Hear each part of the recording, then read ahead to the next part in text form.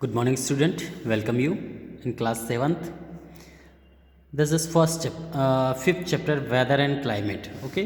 हम यहाँ पे जो फिफ्थ चैप्टर देखेंगे तो ये फर्स्ट पार्ट है अपना क्लास 7th का, और chapter number fifth geography section से हम स्टडी कर रहे हैं वेदर एंड क्लाइमेट। देखिए, वेदर का जो मीनिंग होता है मौसम होता है, और क्लाइमेट का जो मीनिंग होता है यहाँ पे जलवायु होता है। तो देखिए, in the previous chapter you learn about the atmosphere. पिछले चैप्टर में आपने एटमॉस्फेयर के बारे में स्टडी किया था। You know that it keep on changing every moment and it's never static. देखिए, जो ये इन्वायरमेंट है ये हर पल बदलता रहता है, कभी भी स्टैटिक्स नहीं होता है, एक स्थिर नहीं होता है।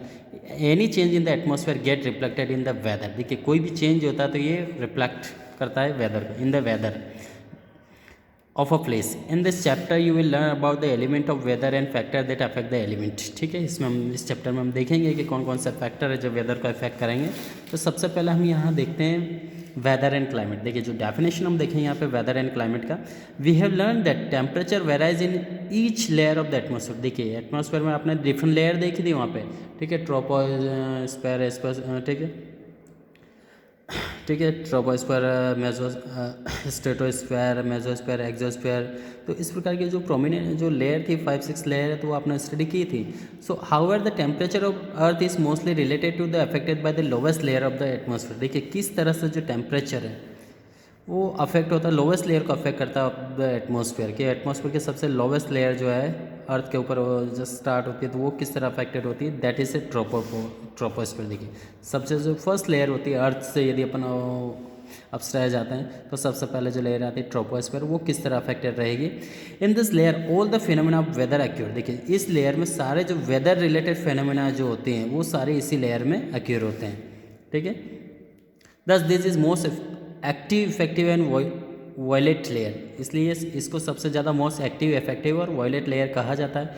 Also the weather is turn in affected by amount of moisture. देखिए, जो वेदर है वो किस चीज़ से भी अफेक्टेड होता है, अफेक्टेड बाय मॉइस्चर, जो नमी होती है, air, pressure, temperature end moment of air. ये सारी जो चीज़ें हैं ये कहीं के वेदर को अफेक्ट करेंगे।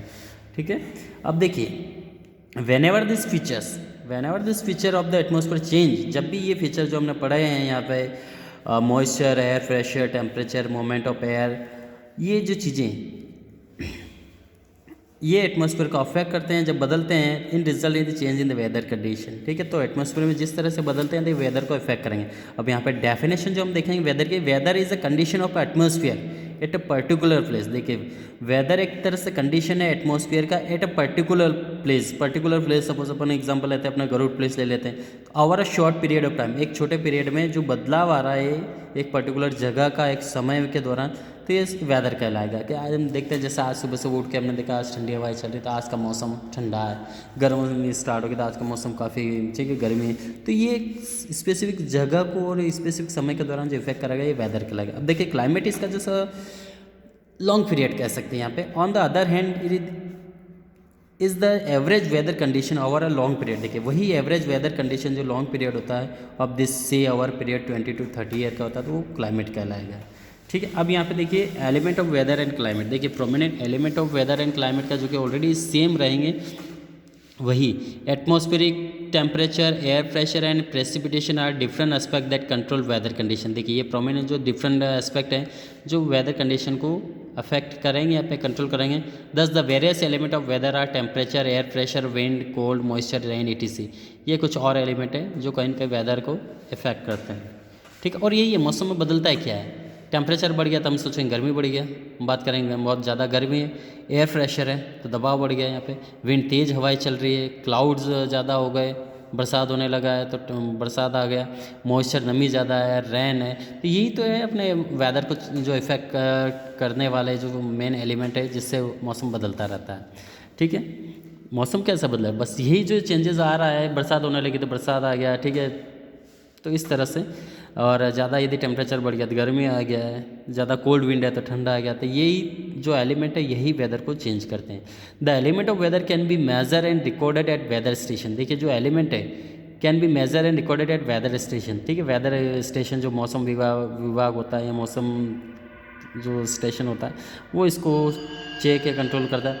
People who study weather are called meteorologist. देखिए, यहाँ पे क्वेश्चन बन सकता है 1 मार्क का, हु आर मेटेरोलॉजिस्ट, तो क्वेश्चन बनेगा यहाँ पे हु आर मेटेरोलॉजिस्ट, तो आंसर रहेगा the person who study about weather is called meteorologist. Person, वो व्यक्ति जो मौसम के बारे में स्टडी करते हैं वो मेटेरोलॉजिस्ट कहलाएंगे। Weather report are prepared by the meteorologist department, और जो रिपोर्ट है ये मेटेरोलॉजी डिपार्टमेंट के द्वारा तैयार किया जाता है। They use various instrument such as barometer, देखिए वो जो इंस्ट्रूमेंट यूज़ करते हैं such as barometer, thermometer, wind vane and radar to gain information about the weather। देखिए प्रोमिनेंट जो इंस्ट्रूमेंट है barometer, thermometer, wind vane and radar to gain information about the weather की information collect करने के लिए इनका यूज़ करते हैं। Daily reading and instrument recording various element of weather are taken every 24 hours, और हर 24 घंटे में इसकी इन्फॉर्मेशन जो है कलेक्ट की जाती है। अब देखिए यहाँ पे डिफरेंस बिटवीन हम देखेंगे वेदर और क्लाइमेट में। तो देखिए सबसे पहले जो यहाँ पे डिफरेंस हम देखेंगे, weather refer to the general atmospheric condition of day. देखिए यहाँ पे वेदर जो मौसम है जनरल एटमॉस्फेरिक कंडीशन है, जो एटमॉस्फेयर वातावरण उसकी कंडीशन, एक दिन की कंडीशन को वेदर में इंक्लूड किया गया। Climate is the total sum of weather condition to various over a long period of time, ये लंबा पीरियड है। वही वेदर कंडीशन को जो total sum of weather condition साल या 10-20 साल का जो टोटल वेदर कंडीशन क्या है, तो वो पूरा एक लॉन्ग पीरियड कैलकुलेशन किया जाता है। They can be multiple weather condition in day, देखिए वेदर कंडीशन दिन के समय कितने बार मौसम बदल रहा है तो सारा मल्टीपल किया जाता है। Climate condition take a year to change, और ये कई साल लग जाता है बदलने में।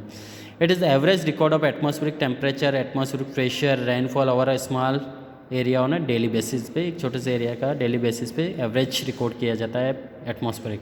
It is the aggregate of atmospheric temperature, atmosphere pressure and rainfall over a large area over 30 years and more than, बड़े एरिया का अनुपात निकाला जाता है, एवरेज निकाला जाता है बड़े एरिया का और लंबे समय।